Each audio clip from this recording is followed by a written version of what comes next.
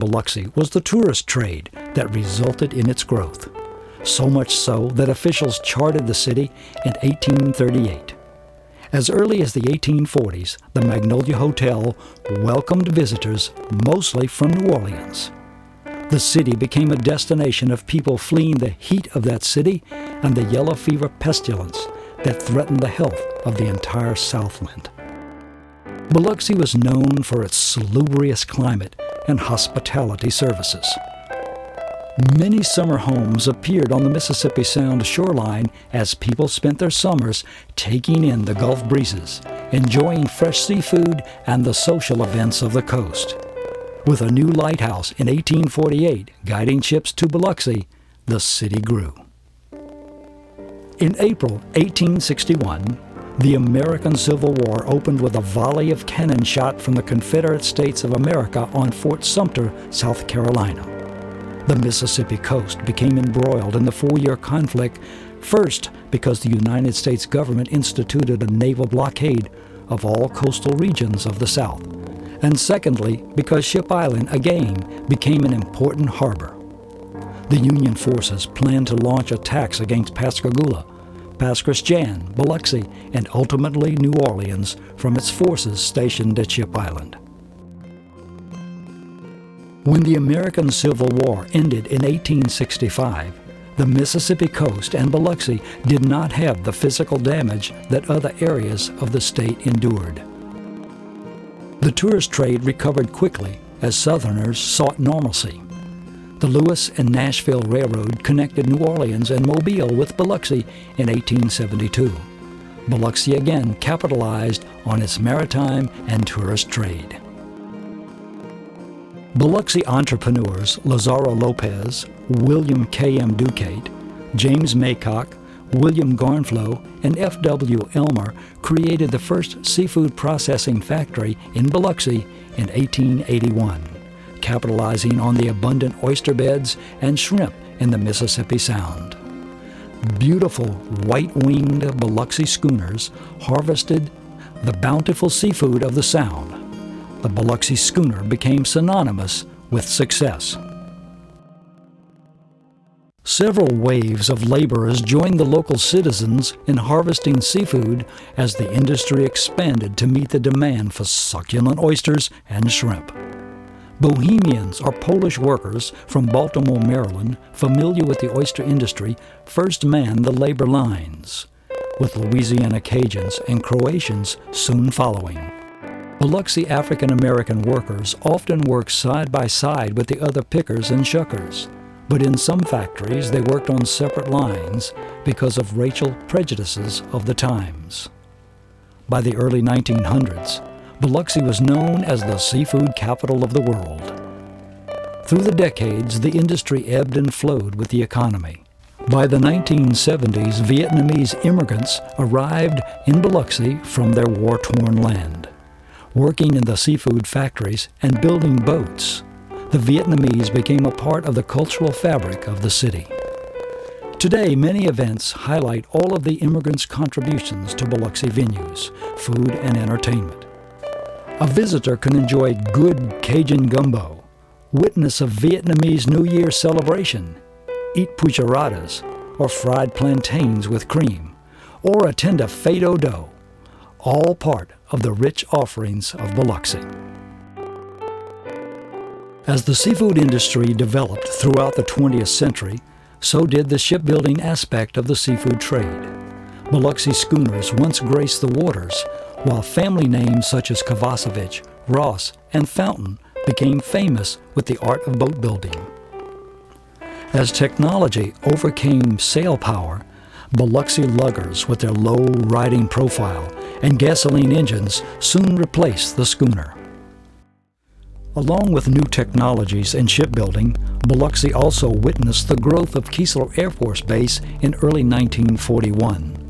On donated land from the city, the United States Army created a technical training school named after Second Lieutenant Samuel R. Keesler, Jr., a Mississippian killed in World War I. This facility has grown into one of the largest training bases in the United States, particularly in its state-of-the-art medical facilities. It also is home to the Hurricane Hunters, a squadron that flies into the storms to gauge strength and development. In 1992, dockside gambling became legal in Biloxi. Gambling was historically a part of the coastal history, as the Isla Capri in the early 20th century symbolized. In the 1990s, gambling establishments first located on small paddle-wheel riverboat-type watercraft, but today the industry displays modern, multi-storied buildings with all of the amenities. As a result of the gambling industry, Biloxi has experienced a renaissance of development. Even after Hurricane Katrina struck the Mississippi coast in 2005 and destroyed much of the gambling establishments, progress has been phenomenal. The Biloxi Public School District has invested $80 million in new schools and upgrades in the past 15 years.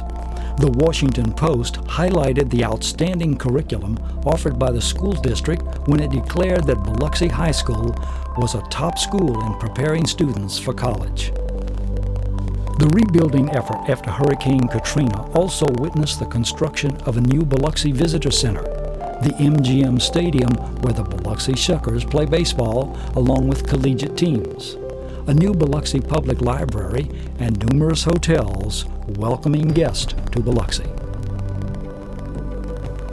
Historic preservation continues to be important as developers renovated the White House Hotel, once an establishment that welcomed visitors in the early 20th century, into a modern destination point. 6 million visitors come to Biloxi annually since Hurricane Katrina to partake of its amenities. Along Highway 90, new seafood restaurants serve local seafood and highlight the cuisine of the coast. As the 21st century unfolds, Biloxi is primed for further development while retaining its rich history and cultural attractions. Shrimp boats bring in their catch, just as they did over 100 years ago. The blessing of the fleet still occurs every June, and po' boys are still recognized as one of the favorite foods of the city.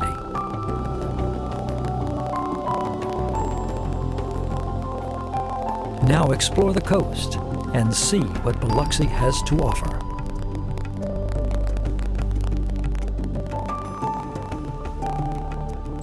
This program is made possible in part by the Mississippi Humanities Council through grants from the Mississippi Development Authority and the National Endowment for the Humanities. Additional funding was provided by the Biloxi Chamber of Commerce, a division of the Mississippi Gulf Coast Chamber of Commerce.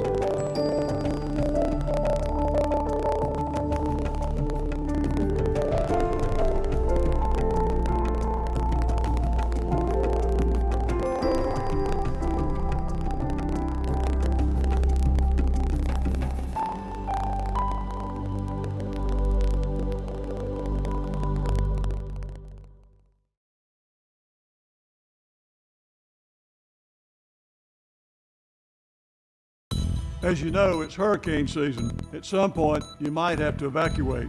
Waiting until a hurricane warning has been issued is not the best time to pick a route. It's time to plan ahead, and that means taking alternate routes north. Everyone cannot evacuate using just Highway 49 north. That's why MDOT has mapped out more than 20 ways to evacuate to the north to get out of the storm's path. Download the complete hurricane evacuation guide at gomdot.com and plan your way out today.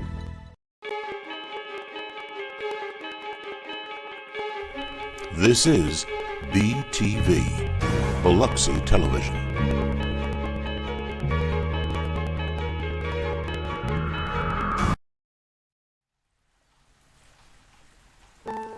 The sun, an hour above the horizon, is poised like a bloody egg upon a crest of thunderheads. The light has turned copper, in the eye portentous, in the nose sulphurous, smelling of lightning.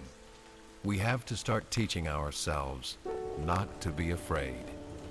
William Faulkner.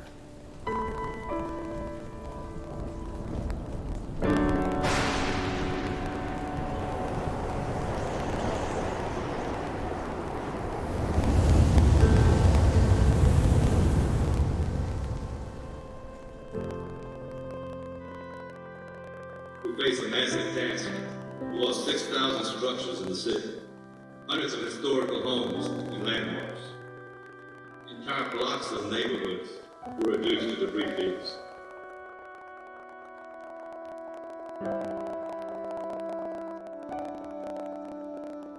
One of the things that I'm most proud of as your mayor is how all of you have dealt with this ordeal. I use the words resolve and resilience when I talk about you. The rest of the nation is using another word, inspiration.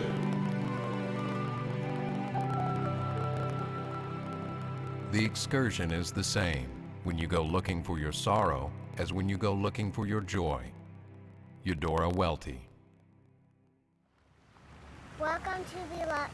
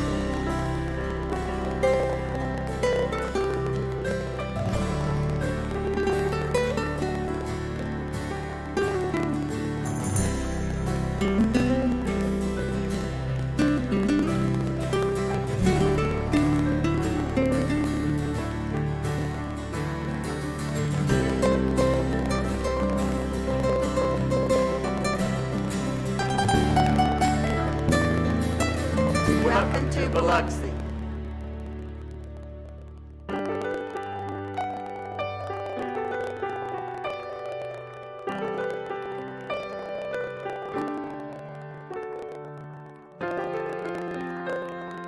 Welcome to Biloxi.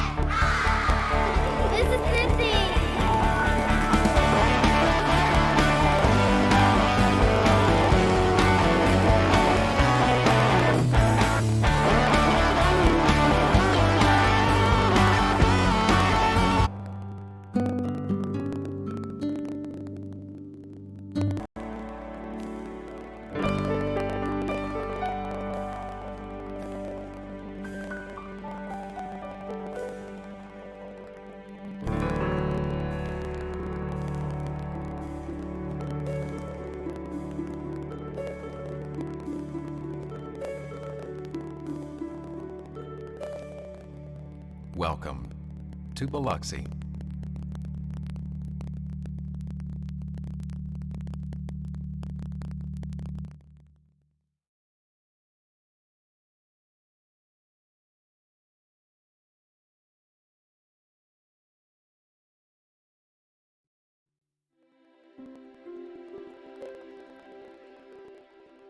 In 1810, Biloxi's population was counted at just 420. A year later, after a century of French, British, and Spanish rule, Mississippi became the 20th state in the Union, and Biloxi began to grow. As Biloxi became a popular summer resort, the Mississippi Gulf Coast became known as the American Riviera. By mid-century, Biloxi had become the most important of the Gulf Coast's resort towns. Then, in 1861, Mississippi seceded from the United States. The Civil War had begun. After the war, recovery along the Gulf Coast was slow, but picked up momentum with the arrival of the railroad in the 1870s. Tourists began to return, and distant markets were opened up for a burgeoning new industry, seafood. By 1904, Biloxi was known as the seafood capital of the world. With the demand for labor high, Polish, Acadian French, and Slavic workers came to work in Biloxi's seafood industry. As the seafood and timber industries boomed, this rich mix of cultures was joined by Greeks, Irish, Italians, African Americans, and after the late 1970s, Vietnamese. A wide variety of traditions were born of this diversity. Through the decades, many cultural organizations have regularly held celebrations with contests, food, music, and dance. Mardi Gras, the oldest and most popular celebration, began in 1891. It was held sporadically until 1908, when it became an annual event, with the crowning of the first king, d'Iberville, and Queen Ixalib, Biloxi spelled backwards. I've known Mardi Gras all my life, and we were always getting prepared. And then on Tuesday morning is when all the excitement and fun began. My daddy would get up at the crack of dawn, we'd load his car, and then he would go out to the boat for King d'Iberville Landing. And then, of course, my mother and my sister and I, we were in charge of the maids and the queen. For many years, the Biloxi Firemen's Parade, now known as the Biloxi Firefighters' Day Parade, was Biloxi's second most popular event. In 1888, with Biloxi's seafood industry thriving, the first schooner races were held. The races, a weekly event, gained national attention and were held until 1933. Overflow crowds cheered from the Biloxi Yacht Club as the white-winged queens vied for the winning prize, a keg of beer. From 1922 to 1934, the Biloxi Elks Club sponsored a 4th of July celebration that featured bathing beauty contests and sailing races. Sailing regattas were held throughout the summer, some lasting for several days. As in antebellum days, hotels offered boat excursions up the rivers and to the islands, aboard boats like the Pan American Clipper, and later the catboat Gigi, designed and built by Henry Fountain of Biloxi. In the 1950s, Biloxi eccentric John R. Guillotte, known as the Hermit of Deer Island, would row out to meet the excursion boat Sailfish, where he would serenade the tourists on board. Since 1929, the annual blessing of the fleet has been held at the beginning of the shrimping season. As the decorated boats pass in parade, the Catholic priest blesses each one and prays for the safety of the fishermen and for a good catch. And since 1948, the annual deep-sea fishing rodeo has attracted anglers from all over the coast to compete for cash prizes. During the early 20th century, Biloxi continued to grow. Electricity, a street railway system, and telephone service were added. A paved highway was built along the beach, and in 1928, a new seawall was dedicated. More hotels were constructed as tourism increased. After World War II, Biloxi once again became a popular vacation destination. Keesler Army Airfield had survived demobilization to become Keesler Air Force Base, and as other bases closed, Keesler's population grew.